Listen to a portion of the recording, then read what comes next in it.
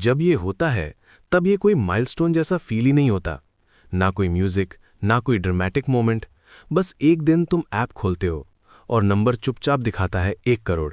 और अजीब बात यह है, कुछ बदलता हुआ फील ही नहीं होता, क्योंकि असली बदलाव उस दिन हुआ ही नहीं था, वो तो बहुत पहले शुरू हो चुका था। और अगर तुम्हें समझ नहीं आया कि वो बदलाव कहाँ हुआ, तो तुम सालों तक गलत गोल के पीछे भागते रहोगे।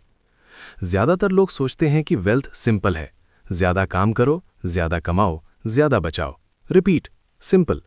लेकिन सच्चाई यह है, ये ऐसे काम नहीं करता, क्योंकि शुरुआत के सालों में तुम्हारे पास जो भी पैसा होता है वो तुमसे आता है। तुम्हारा टाइम, तुम्हारी एनर्जी, तुम्हारा अटेंशन। तुम उठते हो, काम करते हो, पैसे मिलते हैं। तुम रुकते हो, सब रुक जाता है। यही डील है, और ये एक टफ डील है, क्योंकि इसमें एक लिमिट बिल्ट इन होती है। तुम कितने घंटे काम कर सकते हो, लिमिट है। तुम कितना स्ट्रेस ले सकते हो, लिमिट है। तुम कितना पुश कर सकते हो, उसकी भी लिमिट है। इसीलिए शुरुआत में वेल्थ बनाना स्लो लगता है, बहुत स्लो, कभी कभी पेनफुली स्लो।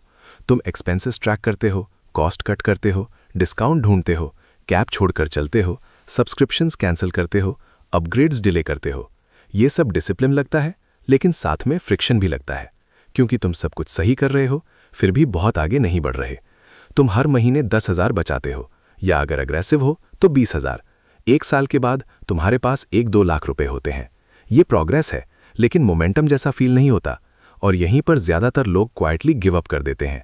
इसलिए नहीं कि वो लेजी हैं, बल्कि इसीलिए कि सिस्टम ब्रोकन लगता है। तुम एफर्ट डाल रहे हो, लेकिन आउटपुट स्केल नहीं हो रहा। अब असल में क्या हो रहा है? शुरुआती स्टेज में तुम ही इंजन हो, तुम्हारी इनकम ही ड्राइवर है, तुम्हारी सेविंग्स बस स्टोर्ड एफर्ट है, बस इतना ही। और स्टोर्ड एफर्ट जल्दी ग्रो नहीं करता जब तक कुछ और कंट्रोल नहीं लेता। उस कुछ और का एक नाम है जो लोग बार बार बोलते हैं, कंपाउंडिंग। लेकिन कंपाउंडिंग की ज्यादातर एक्सप्लेनेशंस थोड़ी मिसलीडिंग होती हैं।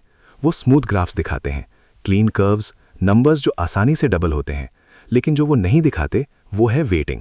क्योंकि कंपाउंडिंग सीधी लाइन नहीं होती, ये कर्व होती है जो बहुत लंबे टाइम तक फ्लैट लगती है, और फिर अचानक सब बदल जाता है। अब इसे रियल बनाते हैं। मान लो तुम हर महीने 20,000 रुपये इन्वेस्ट करते हो, मतलब 2.4 लाख साल का। तुम ये कंसिस्टेंटली करते हो, ना ब्रेक, ना पैनिक, ना शॉर्टकट्स। लगभग 12% रिटर्न पर 5 साल बाद तुम्हारे पास करीब 17 लाख रुपए होते हैं। 10 साल बाद करीब 46 लाख रुपए। 10 साल की डिसिप्लिन, और अभी आधा भी नहीं पहुंचे। यही वो फेज है जिसके बारे में कोई बात नहीं करता, क्योंकि ये एक्साइटिंग नहीं है, ये वायरल नहीं है, बस स्लो है। लेकिन अगर तुम चलते रहते हो तो लगभग 15 साल में तुम 1 करोड़ के आसपास पहुंच जाते हो। और यहाँ कुछ इंटरेस्टिंग होता है, तुम्हारा पोर्टफोलियो रिटर्न्स जनरेट करना शुरू करता है, जो अब छोटे नहीं होते। 12% पर 1 करोड़ करीब 12 लाख साल का देता है, मतलब 1 लाख हर महीने, बिना तुम्हारे एक्स्ट्रा कुछ किए। ना एक्स्ट्रा आवर्स, ना ओवर टाइम, ना साइड हसल, बस सिस्टम चल रहा है।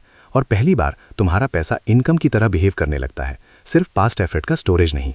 यही इन्फ्लेक्शन पॉइंट है, वो पॉइंट जहां इंजन बदलता है। इससे पहले तुम सिस्टम को पुश कर रहे थे, इसके बाद सिस्टम तुम्हें पुल करने लगता है। लेकिन यहाँ एक अनकंफर्टेबल सच है, 1 करोड़ पहुंच जाना तुम्हें ऑटोमेटिकली रिच नहीं बनाता। ये तुम्हारी लाइफ फिक्स नहीं करता, ये रिस्क खत्म नहीं करता, ये फ्रीडम गारंटी नहीं करता। जो ये करता है वो है रूल्स बदलना। अब ग्रोथ सिर्फ इस पर डिपेंड नहीं करती कि तुम कितना ऐड कर रहे हो, बल्कि इस पर कि तुम्हारे पास ऑलरेडी कितना है। और यहीं से 2 लोग अलग होने लगते हैं। दोनों की इनकम सिमिलर थी, लेकिन एक यहाँ तक पहुँचता है, दूसरा नहीं। और यहीं से उनकी जर्नी अलग हो जाती है। पहले ग्रोथ स्लो थी, अब एक के लिए एक्सेलरेट होने लगती है, धीरे, क्वाइटली, प्रिडिक्टेबली, क्योंकि अब रिटर्न्स एक बड़े बेस पर काम कर रहे हैं। जबकि दूसरा अभी भी मैनुअल ग्राइंड में फंसा हुआ है, अभी भी टाइम के बदले पैसे कमा रहा है, अभी भी पूरी तरह एफर्ट पर डिपेंड है। इसीलिए पहला 1 करोड़ इतना इंपॉर्टेंट लगता है, नंबर की वजह से नहीं, बल्कि उसके बाद खुलने वाले सिस्टम की वजह से। एक साइकोलॉजिकल शिफ्ट भी आता है। इस पॉइंट से पहले हर खर्च भारी लगता है, हर परचेज एक ट्रेड ऑफ होता है। इसके बाद कुछ एक्सपेंसेस मैनेजेबल लगने लगते हैं। इसीलिए नहीं कि तुम केयरलेस हो गए, बल्कि इसीलिए कि सिस्टम में बफर आ गया है, थोड़ी रेजिलियंस आ गई है। और यही बिहेवियर बदलता है, कभी बेटर के लिए, कभी वर्स के लिए। क्योंकि आयरनी ये है, जो सिस्टम तुम्हारी वेल्थ को एक्सेलरेट करता है, वही तुम्हारी गलतियों को भी एम्पलीफाई कर सकता है। बड़ा पोर्टफोलियो 12% पर ग्रो हो रहा है, पावरफुल है, लेकिन वही पोर्टफोलियो अगर गलत डिसीजन से हिट हो जाए तो उतना ही पावरफुल नुकसान भी दे सकता है। Leverage, overconfidence, returns chase करना, रिस्क भी स्केल होता है। और फिर एक मिथ है कि 1 करोड़ के बाद सब इजी हो जाता है। नहीं होता। पहले स्ट्रगल अर्निंग और सेविंग का था, अब चैलेंज प्रिजर्वेशन और कंपाउंडिंग का है। प्रॉब्लम्स बदल जाती हैं, मिस्टेक्स बदल जाती हैं। अब सिर्फ डिसिप्लिन काफ़ी नहीं है, अब जजमेंट मैटर करता है। थोड़ा जूम आउट करो तो ये सिर्फ पर्सनल फाइनेंस नहीं है, ये सिस्टम का डिजाइन है। कैपिटल को रिवॉर्ड करता है। जितना ज्यादा है उतना आसान ग्रो करना, जितना कम है उतना मुश्किल स्टार्ट करना। इसीलिए शुरुआती फेज अनफेयर लगता है, क्योंकि कई वेज में ये सच में अनफेयर है, लेकिन सिस्टम फीलिंग्स पर नहीं चलता, वो स्केल पर चलता है। तो असली सवाल ये नहीं है कि जल्दी अमीर कैसे बने, सवाल सिंपल है, क्या तुम उस फेज को सर्वाइव कर सकते हो जहां कुछ होता हुआ दिखता नहीं? क्या तुम कंसिस्टेंट रह सकते हो जब नंबर्स इंप्रेसिव नहीं लगते? क्या तुम बिल्ड करते रह सकते हो उससे पहले कि सिस्टम तुम्हारे फेवर में काम करना शुरू करे?